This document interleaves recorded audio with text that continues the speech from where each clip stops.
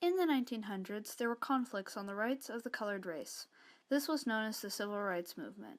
Many whites believed that they were superior and that the colored race should be below them, but there were also those who thought that they were equal. Those who wanted equality helped form the NAACP, or the National Association for the Advancement of Colored People. One member of this was Judy Corpening. Though she has colored heritage, Judy possesses the appearance of a white person, and she used this to help the people of color.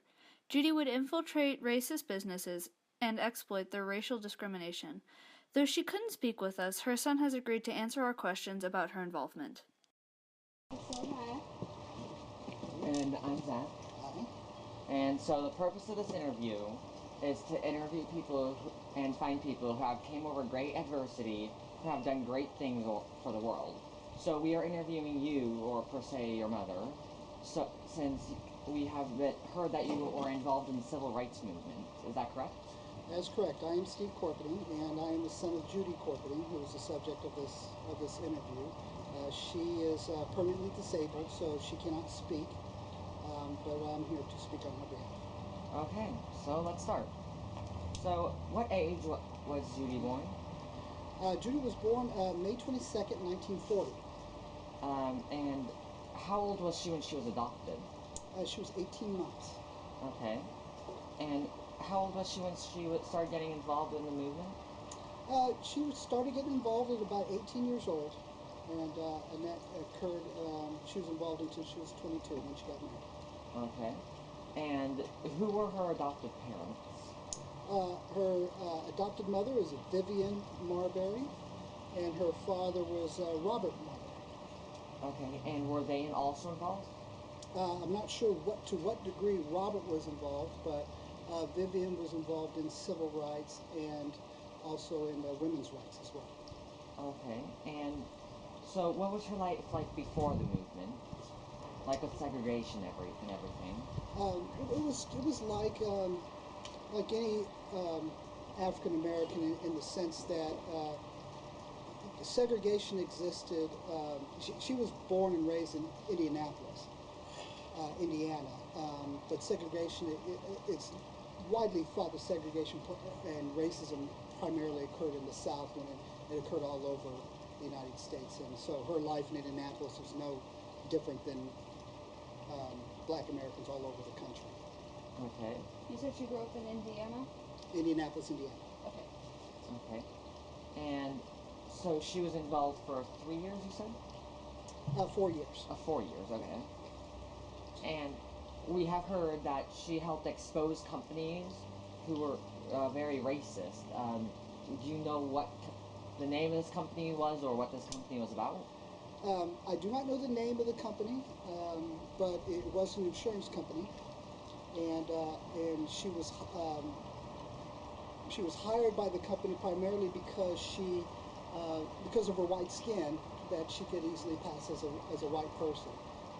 But at the same time, she was working undercover for the NAACP to gather documentation and evidence that this company had discriminatory practices. And do you know why she has the appearance of a white person? Well,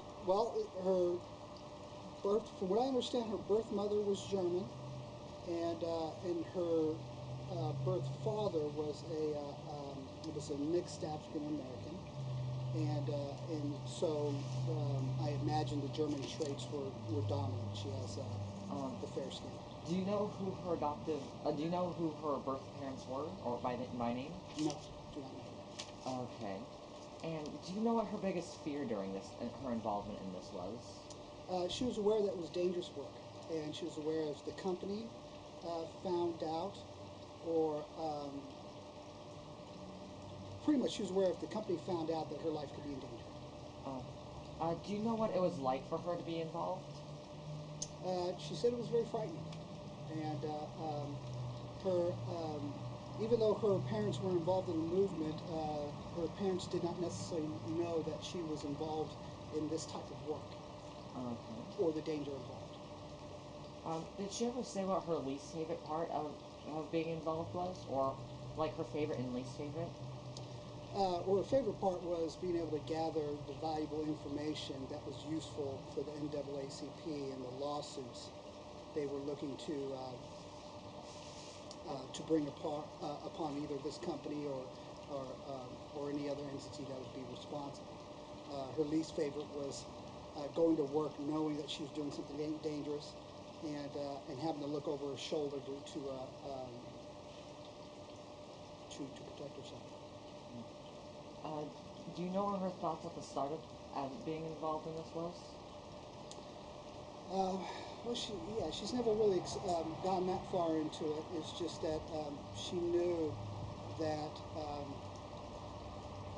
she was qualified to do this type of work because that she was confused. She was easily confused for being white at all stages of her life, and still is even now. So she knew that if she couldn't or wouldn't do it, then it could set the movement back. And at the end of all of this, do you know what her final thoughts about this topic was? She's proud of what she did, and she's proud of the contribution. She knew that she knows that she played a role in getting things better. Okay. Before we end this, is there anything else you would like to add on? No, I think that's probably enough. Well, thank you for giving us your time for this interview. It's been a great honor. All right. Thank you very much.